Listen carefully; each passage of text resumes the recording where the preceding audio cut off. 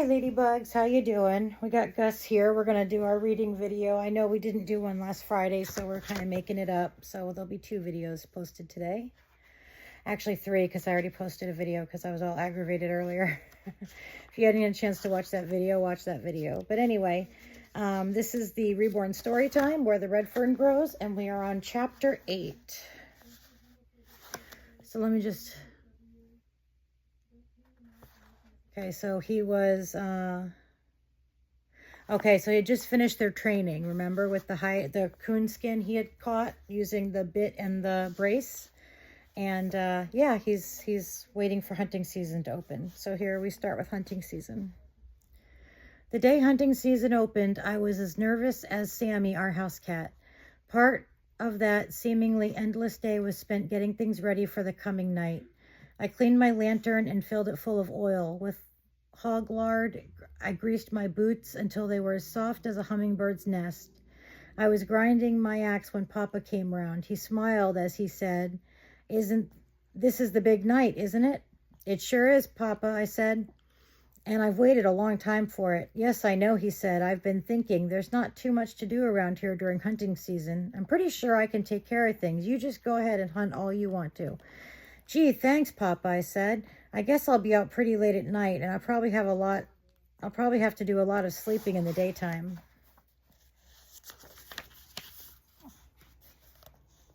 Papa started frowning. "You know," he said, "your mother doesn't like this hunting of yours very much. She's worried about you being out all by yourself." "I can't see why Mama has to worry," I said. "Haven't I always roamed these woods ever since I was big enough to walk, and I'm almost 14 now." "I know," said Papa. "It's all right with me, but women are a little different than men. They worry more.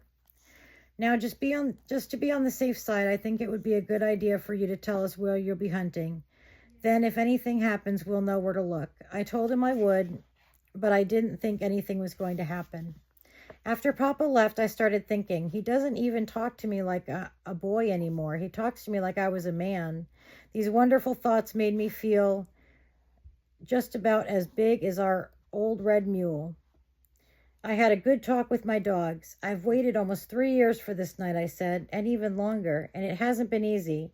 I've taught you everything I know, and I want you to do your best." Little Ann acted like she understood, and she whined and saved me a wash job on my face. Old Dan may have, but he didn't act like it. He just lay there in the sunshine, all stretched out and limber as a rag. During supper, Mama asked me where I was going to hunt. "I'm not going too far," I said, "just down on the river." I could tell Mama was worried, and it didn't make me feel too good. "Billy," she said, "I don't approve of this hunting, but it looks like I can't say no, not after all you've been through, getting your dogs and all that training." "Oh, he'll be all right," Papa said. "Besides, he's getting to be a good-sized man now." "Man," Mama explained. "Why, he's still just a little boy." "You can't keep him a little boy always," Papa said. "He's got to grow up someday." "I know," Mama said, "but I don't like it, not at all, and I can't help worrying." "Mama, please don't worry about me," I said. "I'll be all right. Why, I've been all over these hills. You know that." "I know," she said, "but that was in the daytime. I never worried too much when it was daylight. But at night, that's different. It's dark, and anything could happen." "There won't be anything happen," I said. "I promise I'll be careful." Mama got up from the table saying, "Well, like I said, I can't say no, and I can't help worrying. I'll pray every night you're out." The way Mama had me feeling, I didn't know whether to go hunting or not. Papa must have sensed how I felt. "It's dark now," he said, "and I understand those coons start stirring pretty early. You'd better get going, hadn't you?" While Mama was bundling me up, Papa lit my lantern and handed it to me, saying, "I'd like to see a big coon skin on the smokehouse wall in the morning." The whole family followed me out to the porch. There we all got a surprise. My dogs were sitting on the steps waiting for me. I heard Papa laugh. "Why, they know you're going hunting," he said.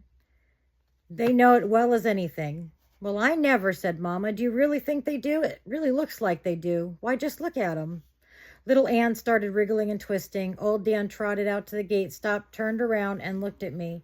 "Sure, they know Billy's going hunting," piped the little one, "and I know why." "How do you know so much, silly?" asked the oldest one. "Because I told little Ann, that's why," she said. "She told old Dan, that's how they know."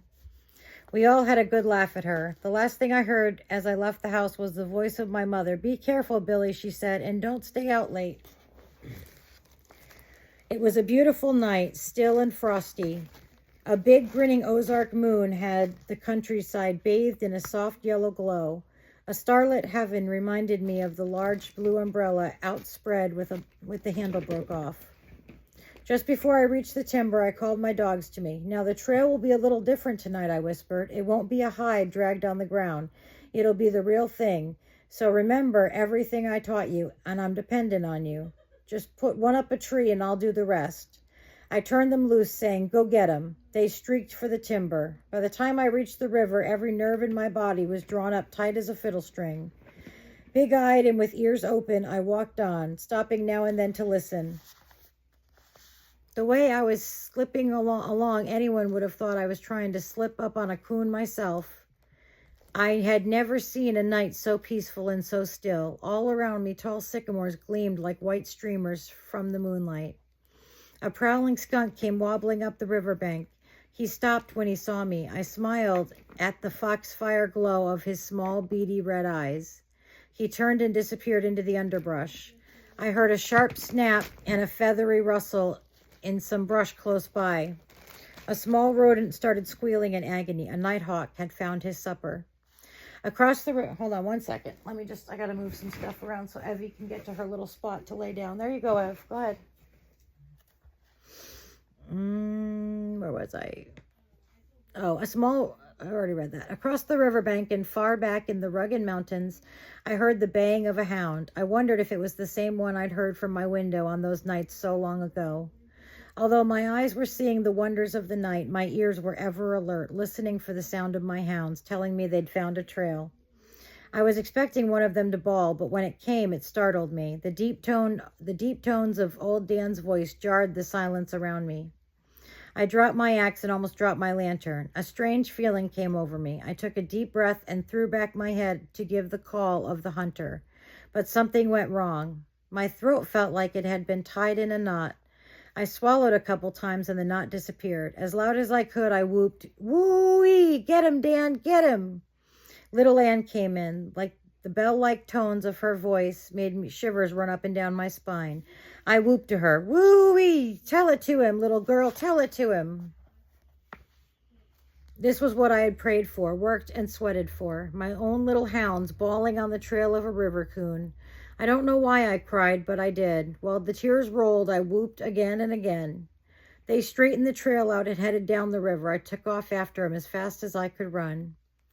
A mile downstream, the coon pulled his first trick. I could tell by my dogs' voices they had lost the trail. When I came to them, they were out on a drift sniffing around. The coon had pulled a simple trick. He had run out on the drift, leaped into the water, and crossed the river. To an experienced coonhound, this crude trick would have been nothing at all, but my dogs were just big, awkward pups, trailing their first live coon. I stood and watched, wondering if they would remember the training I had given them. Now and then I would whoop, urging them on. Old Dan was having a fit. He whined and bawled and whimpered and cried. He came to me, rearing up, begging for help. "I'm not going to help you," I scolded, "and you're not going to find him out on that drift. If you would just remember some of the training I gave you, you could find that trail. Now go find that coon."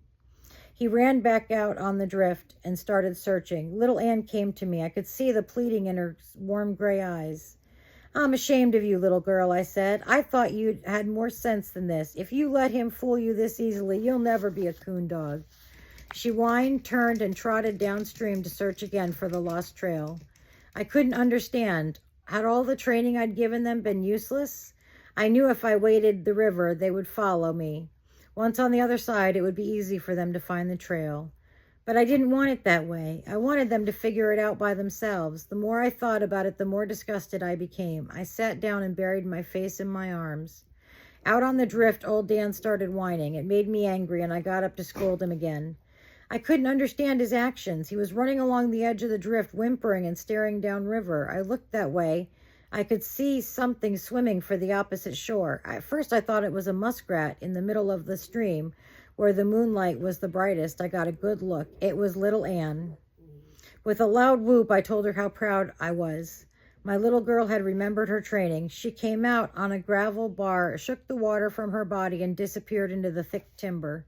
Minutes later, she let me know she had found the trail. Before the tones of her voice had died away, old Dan plowed into the water.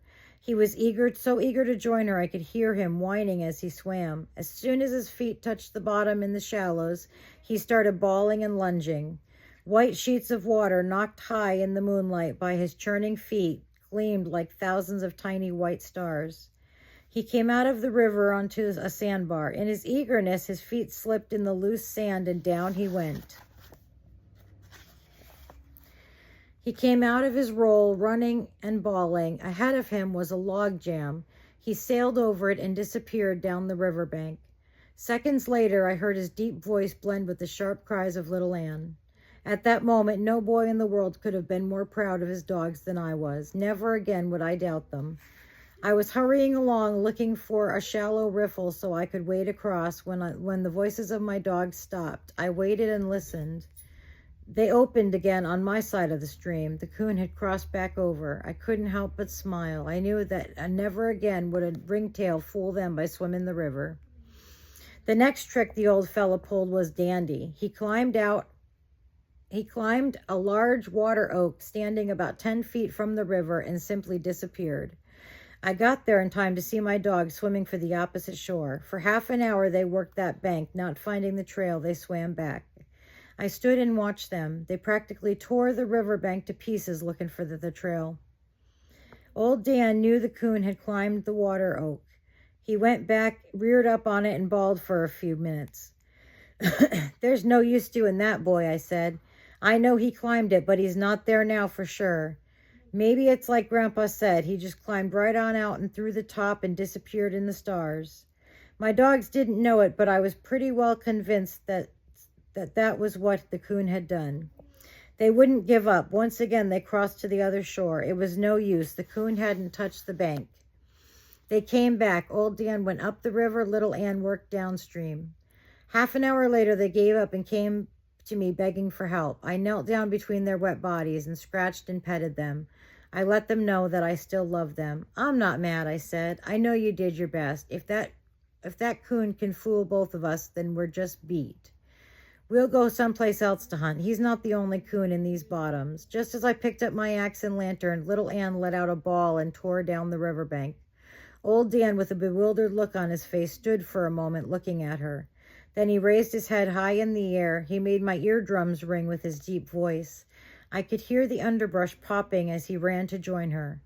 I couldn't figure out what had taken place. Surely little Ann had heard or seen something. I could tell by their voices, whatever it was they were after, they were close enough to see it and probably running by sight. The animal left the bottoms and headed for the mountains. Whatever it was, it must have realized my dogs were crowding it too closely.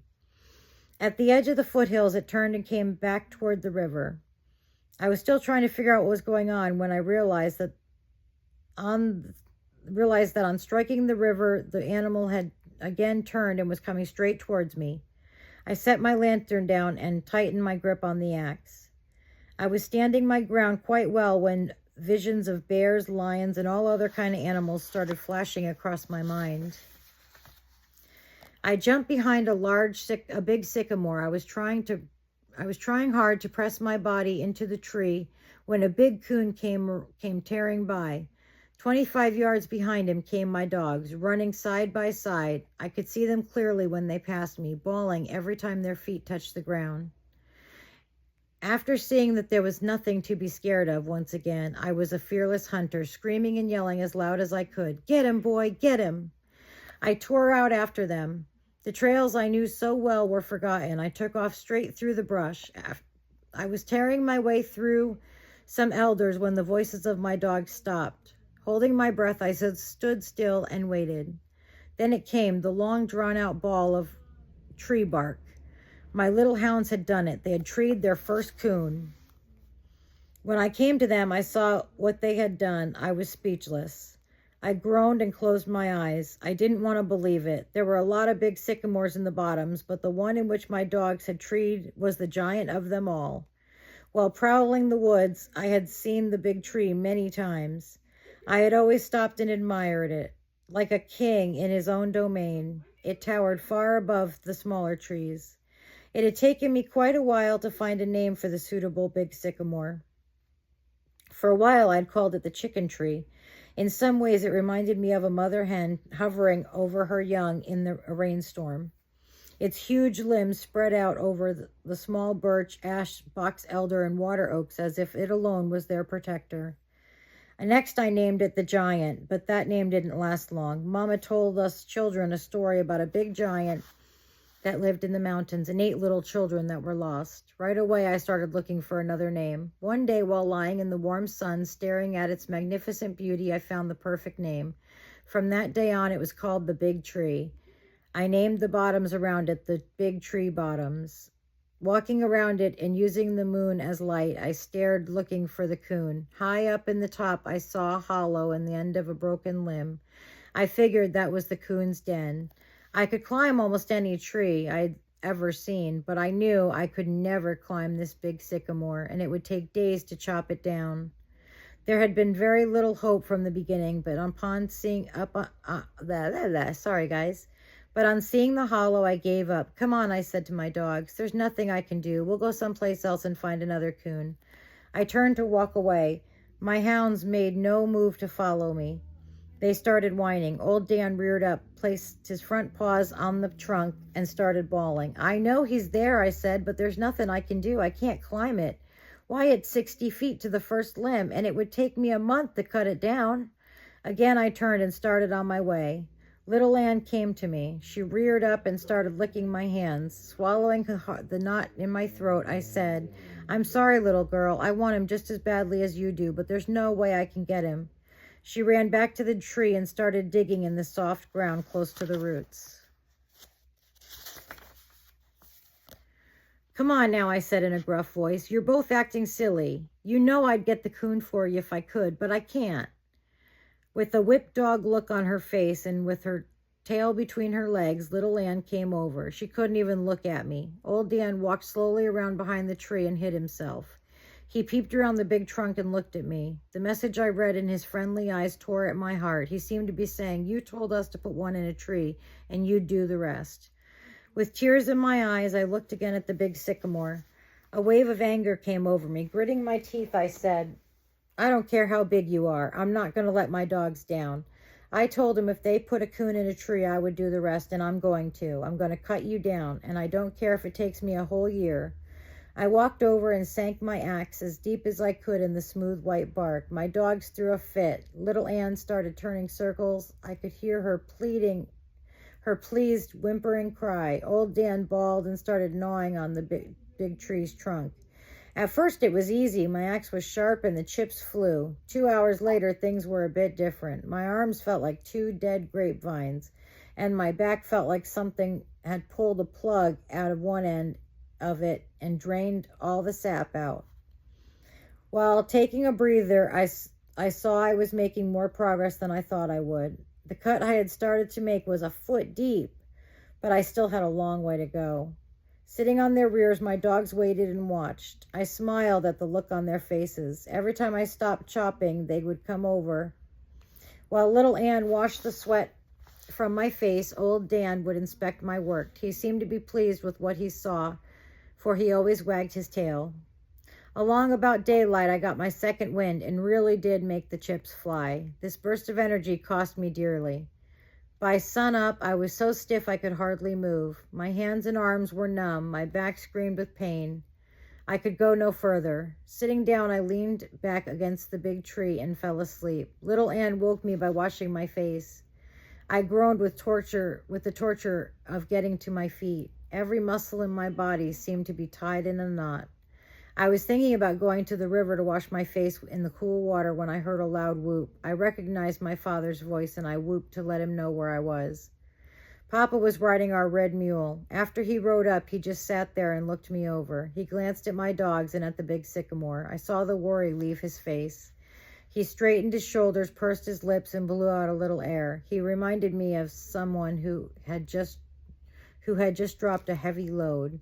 In a slow, calm voice, he asked, "Are you all right, Billy?" "Yes, Papa," I said. "Oh, I'm a little tired and sleepy. Otherwise, I'm fine."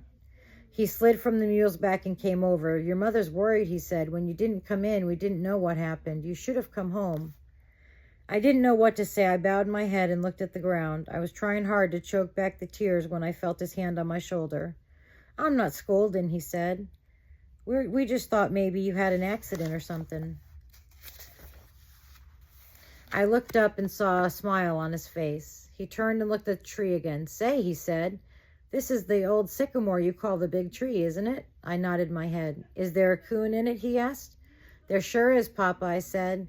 He's in that hollow limb. See the one way up there? That's why I couldn't come home. I was afraid he'd get away. Maybe you just think he's there, Papa said.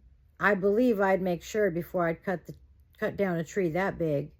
Oh, he's there all right, I said. My dogs weren't 10 feet behind him when he went up it. Why are you so determined to get this coon? Papa asked.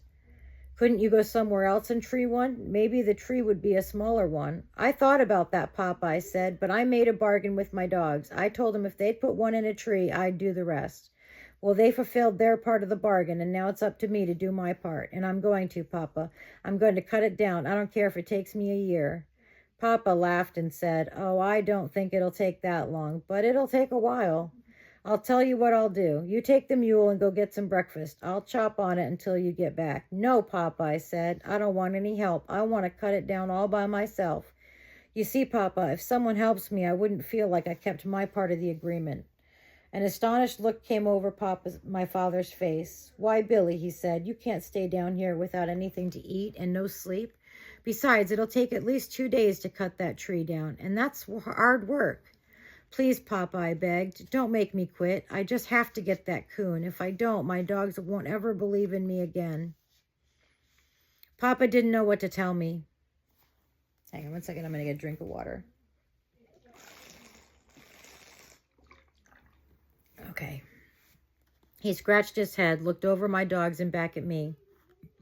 He started walking around. I waited for him to make up his mind. He finally reached a decision. Well, all right, he said, if that's the way you want it, I'm for it, even if it is only an agreement between you and your dogs. If a man's word isn't any good, he's no good himself. Now I have to get back and tell your mama that you're all right. It's a cinch that you can't do that kind of work on an empty stomach, so I'll send your oldest sister down with a lunch bucket. With tears in my eyes, I said, tell Mama I'm sorry for not coming home last night. Don't you worry about your mother, he said, as he climbed on the mule's back. I'll take care of her. Another thing, I have to make a trip to the store today, and I'll talk this over with your grandfather. Maybe he'll be able to help in some way. After Papa left, things were a little different. The tree didn't look as big, and my axe wasn't as heavy. I even managed to sing a little as I chopped away. When my sister came with the lunch bucket, I could have kissed her, but I didn't. She took one look at the big tree, and her blue eyes got as big as guinea's eggs. You're crazy, she gasped. Absolutely crazy. Why, it'll take a month to cut that tree down, and all for an old coon. I was so busy with the fresh side pork, fried eggs, and hot biscuits, I didn't pay much attention to her. After all, she was a girl, and girls don't know things. Girls don't think like boys do. She raved on. You can't possibly cut it down today. What are you going to do when it gets dark? I'm going to keep right on chopping, I said. I stayed with it last night, didn't I? Well, I'll stay here. I'll stay till it's cut down. I don't care how long it takes. My sister got upset. She looked at me and threw back her small head and looked up at the top of the sycamore. You're crazy as a bedbug, she said. Why, I never heard of such a thing. She stepped over in front of me and very seriously asked if she could look in my eyes. Look in my eyes, I said. What do you want to do that for? I'm not sick. Yes, you are, Billy, she said, very sick. Mama said when old man Johnson went crazy, his eyes turned green. I want to see if yours have. This is too much. If you don't get out of here, I shouted, you're going to be red instead of green, and I mean that. I grabbed a stick and started toward her. Of course, I wouldn't have hit her for anything. This scared her, and she started for the house. I heard her saying something about an old coon. I heard her saying something about the old coon as she disappeared in the underbrush.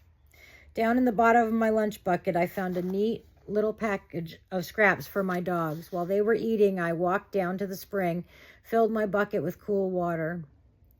The food did me wonders. My strength came back. I spit on my hands, and whistling a coon hunter's tune, I started making the chips fly. The cut grew so big I could have laid down in it. I almost moved to the other side and started a new one. Oh, no, sorry. I moved to the other side and started a new one. Once, while I was taking a rest, old Dan came over to inspect my work. He hopped up in the cut and sniffed around. You better get out of there, I said. If that tree takes a notion to fall, it'll mash you flatter than a tadpole's tail. With a no-care look on his friendly face, he gave me a hurry-up signal with a wag of his tail. Little Ann had dug a bed in the pile of dead leaves. She looked as if she were asleep, but I knew she wasn't. Every time I stopped swinging the axe, she would raise her head and look at me. Well, that's the end of chapter 8. I think I love this book. I think it's so well written and it's such a good story. But I think the only two things I have, well, there's two things I have problems with, and there's one thing I don't understand.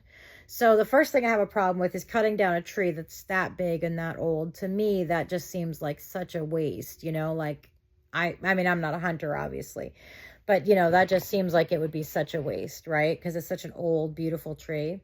The second thing is, I'm not really into hunting, so I don't understand killing things for sport. So that kind of concerns me. But the thing I don't understand is, let's just say that the coon is up in that tree and he cuts it down. Wouldn't it just hit the ground and run up into another tree? I just, I just don't understand that. I don't understand how this whole hunting with dogs things works. Joey, no. So it would seem to me that if the tree was coming down, he'd just jump out or jump into another tree, that just seems confusing. So anyway, but it's a great story, and that's where we are now. He's cutting that tree down. So yeah, I hope you guys enjoyed that, and I'll see you in the next one. Bye, ladybugs.